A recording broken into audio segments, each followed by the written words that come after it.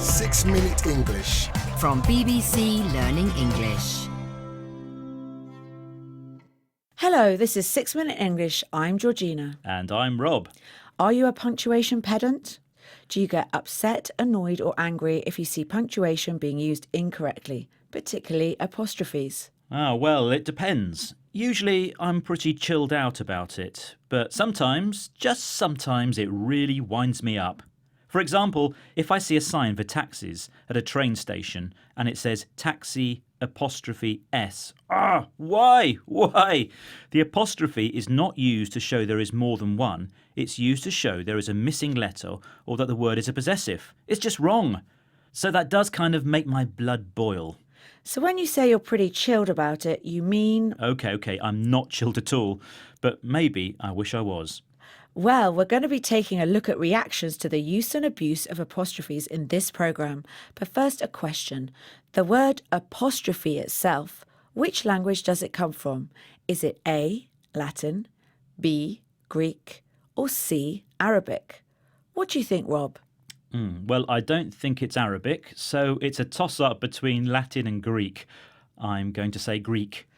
OK, we'll see if you're correct at the end of the programme. The apostrophe, it is true to say, is often misused. It's put where it shouldn't be and not used where it should be. Is it important though? Does it matter? After all, in spoken English, there is no difference between it's with an apostrophe and it's without. Your and your, short for you are, sound the same. So what's the problem in written English? In many cases, there isn't a problem at all. There will be very little confusion. But I don't think that means we should just ignore the correct way to use them.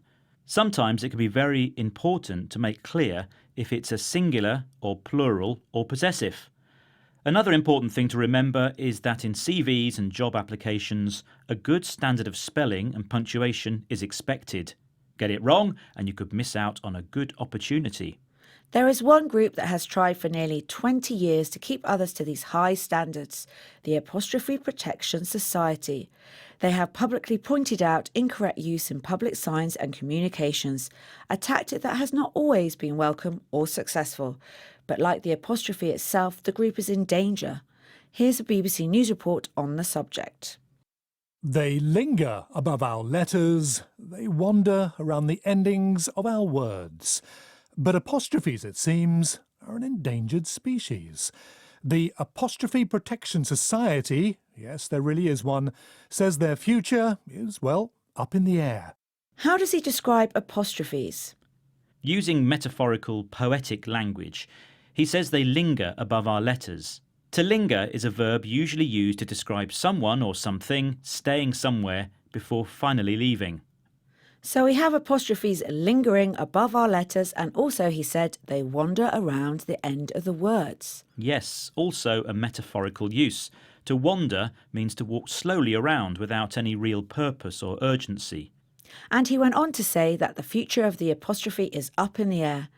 When something is up in the air, it means its future is not certain. It's not guaranteed. So if, for example, your holiday plans are up in the air, it means there is some kind of problem and you might not be going on holiday after all.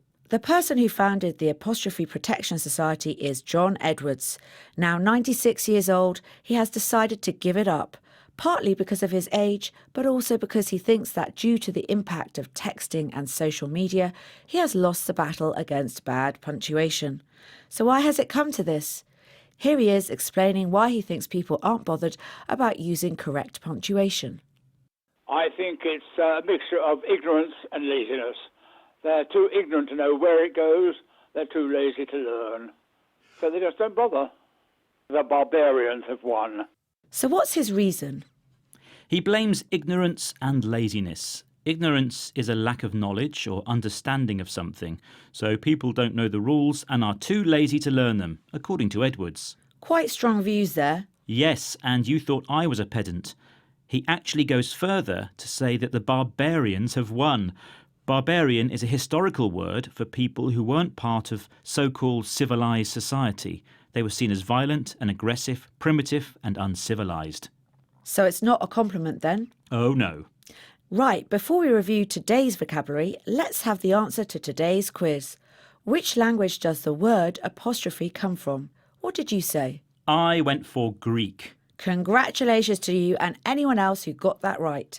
Greek is the right answer. Now let's remind ourselves of today's vocabulary. First, what's a pedant, Rob? A pedant is someone who corrects other people's small mistakes, particularly in grammar and punctuation. But it's not the same as an English teacher. A pedant will correct native speakers' mistakes too, and not in the classroom. To linger means to stay somewhere for longer. To wander is to walk around without a real purpose or intention to get somewhere quickly. If your plans are up in the air, it means they are at risk and might not happen. Ignorance is the state of not knowing something that should be known. And finally, a barbarian is a word for a primitive and uncivilized person. Right, we can't linger in the studio as our 6 minutes are up. You can find more from us about punctuation and many other aspects of English online, on social media and on the BBC Learning English app. Bye for now. Bye-bye. 6 Minute English. From BBC Learning English. Well, wasn't that a great video? But that's not the only one we've got on our YouTube channel. If you subscribe, you can see loads more. But first of all, make a cup of tea, get yourself comfortable and start watching.